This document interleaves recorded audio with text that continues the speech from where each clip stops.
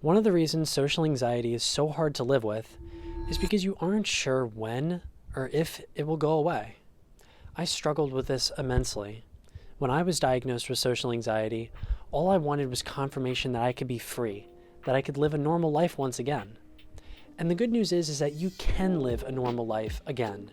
Social anxiety does not define your life, and it can actually decrease as we age. So in this video, I'll show you the patterns that make social anxiety weaken over time, and how those same patterns can give you a greater sense of awareness over your anxiety right now.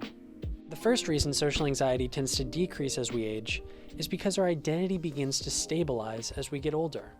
One of the most profound ways social anxiety stays inside of our mind is through our perception of who we are, or our self-concept. When the way we see ourselves becomes distorted, our anxiety goes from something we simply experience to who we end up becoming. This is why social anxiety so often shows up as thoughts like, my anxiety is just who I am. I'm incapable of making friends. Or worst of all, I'm incapable of overcoming the pain that I'm in. These thoughts are examples of why social anxiety can be so difficult to work through. Instead of feeling like you're working through a problem, it feels like you're fighting yourself. And when anxiety becomes part of the way you perceive yourself, letting go of it can feel like losing a piece of who we are. But the good news is that as we get older, our sense of self becomes more stable. We begin to understand the things that make us click, the things that make us happy, the parts of life that are most meaningful, and the parts of life that matter less. With this clarity, we start to see ourselves more accurately, and our self-concept becomes more clear. And as that understanding deepens, anxiety begins to loosen because it no longer fits the person we have become. We are not forcing it away. We are outgrowing it through a more grounded, mature, and self-defined identity. The second reason social anxiety tends to decrease with age is simply because we gain more exposure. One of the most powerful ways social anxiety makes us scared is by convincing us that something bad is going to happen if we screw up or do something wrong. It might tell us before we go into a party that you can't say something wrong or else everyone is going to laugh at you. It might say that doing a presentation in front of a class is a disaster waiting to happen, that you're going to forget your lines and fail the assignment. This process is called catastrophization, and it is one of the many ways our brains tries to protect us from something super bad from happening to us. But as time moves along, we begin to realize that social situations really aren't as threatening as they seem. And the reason we believe this is simply because we just gain more exposure. Think of it like this. Let's pretend that there is a fire alarm ringing off in your house. Immediately, you go and check and see if there's a fire, imagining that there must be a fire going off in your house. But after a matter of checking every single room and testing the house, you don't find a fire. Several nights later, the same thing happens. The alarm goes off, you check every room, and you still don't find a fire. Night after night, this alarm keeps ringing, but you can't find a fire. Eventually, your mind starts to realize something profound. That it isn't the fire that's the problem, it's the alarm itself. You realize it must be faulty, and you have to get rid of it. Social anxiety works the same way. When you're less experienced in social situations and you doubt yourself, your mind treats every anxious signal as a warning of real danger, that you might be excluded or humiliated if you say something wrong. But as you age and gain experience, your mind begins to see a pattern. The alarm goes off, but nothing actually happens. You feel anxious, but you still survive the conversation, and you move on. Eventually, after years and years of pain and regret, your mind eventually begins to give in, and it stops confusing the alarm with the fire, and you gain the freedom to be more of yourself in social interactions without fear or constraint. The third reason social anxiety decreases as we age is because we gain more autonomy. When we are younger, our minds are focused on necessary conditions for survival, like food, shelter, emotional support. In this critical time period, if we don't receive the care that we need, it can feel life-threatening and catastrophic. This is because we haven't fully learned to support ourselves on our own. But as we get older and more mature, this script is flipped. Our prefrontal cortex begins to develop, which allows us to think and live on our own.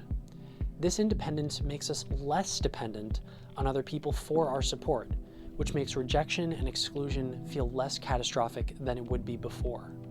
Another way to look at this is by imagining this. Imagine a small child standing in the middle of a city by themselves. They don't know where to go, they don't know how to get food, and they don't know how to keep themselves safe. If an adult just walks past them and ignores them, that rejection isn't just painful, it's dangerous to them. That child genuinely needs other people to survive.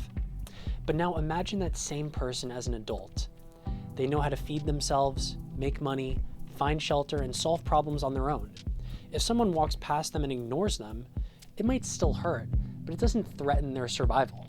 Nothing essential is being taken away from them. And this is exactly how the brain changes over time. When we're younger, our minds treat emotional rejection like a survival threat, because in many ways it actually is. We rely on other people for our safety, belonging, and regulation, so being excluded feels catastrophic, and our anxiety reacts accordingly. But as we get older, our independence grows. Our prefrontal cortex begins to develop, and we learn how to support ourselves emotionally and practically. Because of this, rejection no longer carries the same weight as it did before. It becomes uncomfortable rather than just dangerous.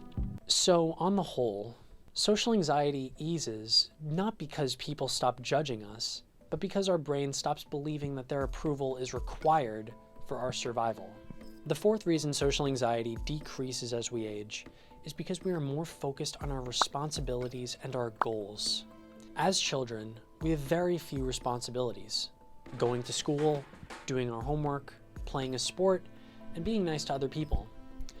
But as adults, our responsibilities grow enormously. We need to have a job and make a living, manage our expenses, pay off our debts, find a partner or loved one, and possibly even raise a child. These responsibilities take a lot of attention and cause us to focus more on our survival rather than how we appear when we talk to other people. Because of this, our mind begins to focus less on being self-conscious and more on doing the things necessary to keep our lives afloat. The last reason social anxiety tends to decrease over time is because social standards as a whole begin to relax. No more of the days of being stuck in high school, where friend groups are rigid and being mean can actually make people like you. In the real world, social dominance hierarchies and manipulation can only take you so far. Some of the most talented, successful, and happy people in the world are the ones who are kind, compassionate, and courageous, whether it be in the form of being a supportive husband, a thoughtful, creative entrepreneur, or just an average person just trying to make his or her way in this world. Cruelty, anger, and resentment just does not work, and most people figure that out one way or another. So what does this mean for you? It means that as you get older, people tend to be more open to quirky, different individuals.